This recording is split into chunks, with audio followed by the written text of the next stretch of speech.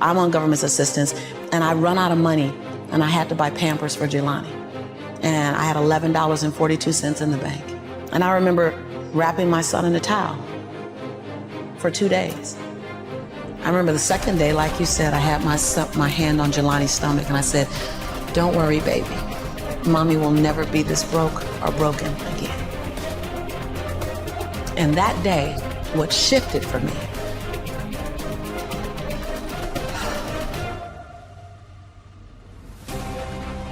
was I was willing, and I don't know if this is gonna sound crazy, I was willing to completely die to any form of me that I had been, so that I can birth the woman that I was becoming. The reason why a lot of people won't become who they want is because they're too attached to who they've been. And you hear it all the time when people say, "I've always been this way." Okay, well, if that's working for you, keep doing that. I knew it wasn't working for me any longer. I had hit my version of rock bottom. So I was willing to let go of everything and everybody. See, another reason why people won't get there is because the doorway is for you to fit through. You're trying to carry everybody else through because you're trying to be Rescue 911. And you gotta rescue you first. I am much more valuable to my family and to my community because I was willing to let them go through the door myself, teach myself, learn myself, condition myself, and then come back and get them. I'm much more valuable to them now. But I had to go through a window time of 10 years of judgment. You leaving us, hanging out with white people all the time. You going to these crazy countries. We don't know what I had to be willing to allow my conviction to make me inconvenienced. See, we want to grow, but we want to stay liked by everybody. I was willing to be my own rescue at the risk of your approval. But most of us aren't like that. Facebook is an example. We want to be liked. Well, I woke up and I like myself today, so your like is extra. My job is to like me first. I was willing to say every day, "Lisa, you like you? Lisa, are you proud of you? Lisa, are you playing full out?" Every day before I checked in with anybody else. I was willing to inconvenience my entire life. My entire life. I was willing to disrupt my entire life to buy my future, to buy my possibility, to give my dream a chance. See, we're not supposed to tuck our dreams in on the pillow when we get up in the morning. We're not supposed to leave them at home. We can go and fulfill somebody else's dream. We're not supposed to do that. That's not what we're wired to do. That's not who we are. Your human spirit doesn't care about the economy. The human spirit doesn't care that my son's father went to prison. The human spirit doesn't care what's happened to your family. The human spirit doesn't care about the past. You may have been molested, or your family may have been broke, or you may have been betrayed, or you may have a divorce. Your human spirit doesn't care about any of that. Your human spirit simply says, "What's our command for tomorrow? What do you want to create?" It's not keeping score. Your brain is keeping score because your brain is designed to keep you safe. Your soul, your intuition, your human spirit is designed to make you soar.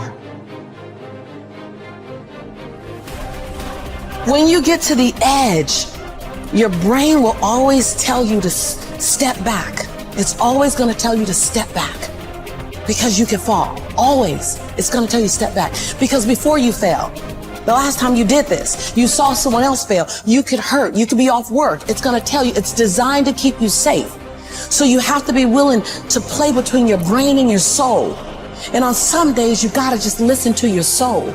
And you got to say, "I'm going to leap. I'm going to get to the edge." Most people are at the edge, and you're standing at the edge, and you're watching everyone else fly. That's Pimp My Ride, Watch My Crib, all this stuff. You know, watching people's lives on Facebook. You're at the edge, watching someone else live, wondering what it's going to be like when you jump without ever jumping. And I'm just here to tell you, jump. Because only 3 things can happen. You're either going to jump and fly, or you're going to jump and fall on something soft, or you're going to fall down hard. Either way, you're going to get back up. You already know you got what it takes to get back up. Your greatest fear is not that you will fall. Your greatest fear is that you will live a full life and never fly. That you never leaped. You're not afraid of dying. You're afraid of dying before the world sees who you really are. before they really get your fingerprint, before they really feel your breath, before they really get your contribution, before they really feel you. That's what you don't want to happen. You don't want to leave this place without us knowing you were here. All I'm doing is giving my dream a chance. And I'm not extraordinary. You don't get off the hook. You don't get to be let off the hook. I'm an ordinary woman who chooses every day to make one more extraordinary decision.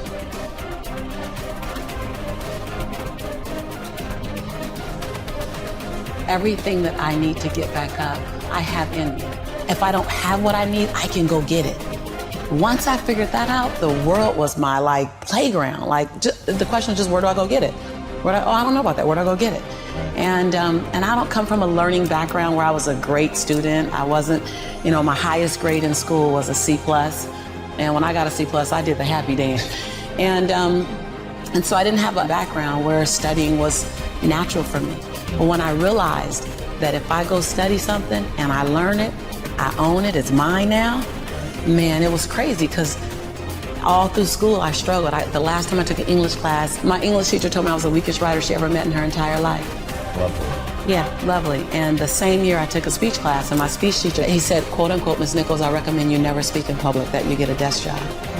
And so That's mean. Yeah, it was demotivated people, sad people hurt, sad people make other people sad. Bottom line, don't take it personal, hurt people hurt.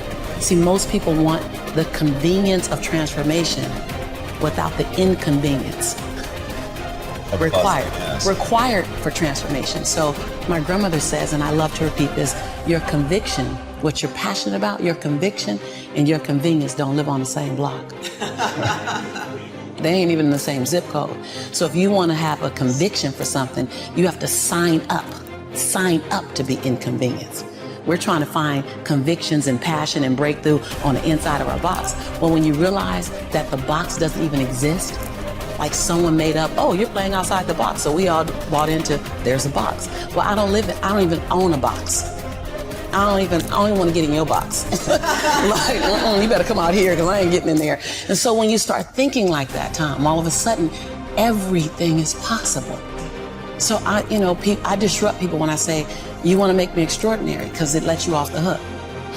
What if the God that we call God, the divine, whatever your faith is, what if there's no partial? It's not going to give me a hookup and not give you one. It's not going to give me an opportunity and not give you one. I'm just going to go after it. If I die, I'm going to die on a treadmill, like Will Smith said. I'm going to be on the treadmill running. I'm just not going to stop because I believe all things are available to us. I'm just willing to go after them. Are you willing? And then that is so disruptive because then you got to make a decision. Because it's easier to live inside the parameters of, well, as a black woman, well, as born and raised in South Central, well, I'm dyslexic. I wrote 7 books, I'm dyslexic. So just knowing, I'm not perfect. What I do really well is I manage my imperfection well. And so we're all waiting for perfect. It's an illusion that will never come to you, and it's an excuse to never show up and play.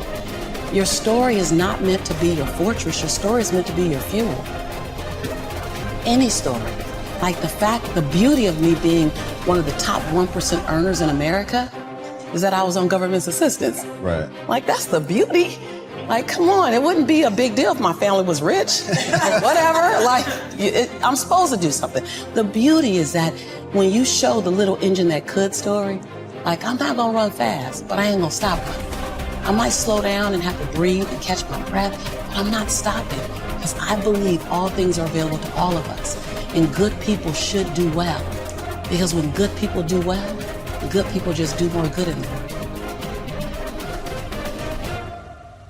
I'm that same girl who ran track for Dorsey High School, who struggled to get through high school, who got kicked out of college because I couldn't afford to stay. That was on government. I'm that same girl. I don't forget her. I'm also that same woman who runs a multi-million-dollar business. I'm also the same woman who has 7 bestsellers. I own both of those. I own all of them. I don't shrink to my greatness, and I don't live in the saga of my soul.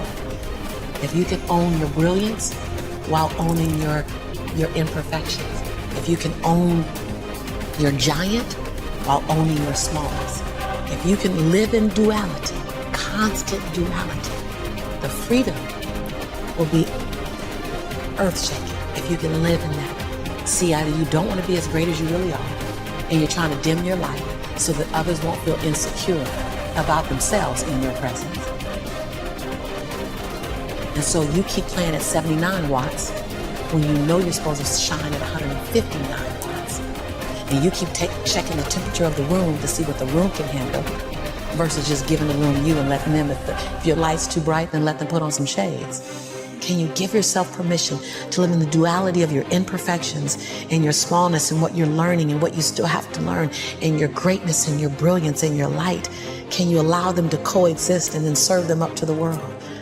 To love you, to see you, to inhale you, to judge you, to leave you, to love you. Some of us are just as afraid of being loved as we are to be left. If you go where you've never gone, do what you've never done, and say what you've never said, you'll become the woman and the man you've always known yourself to be.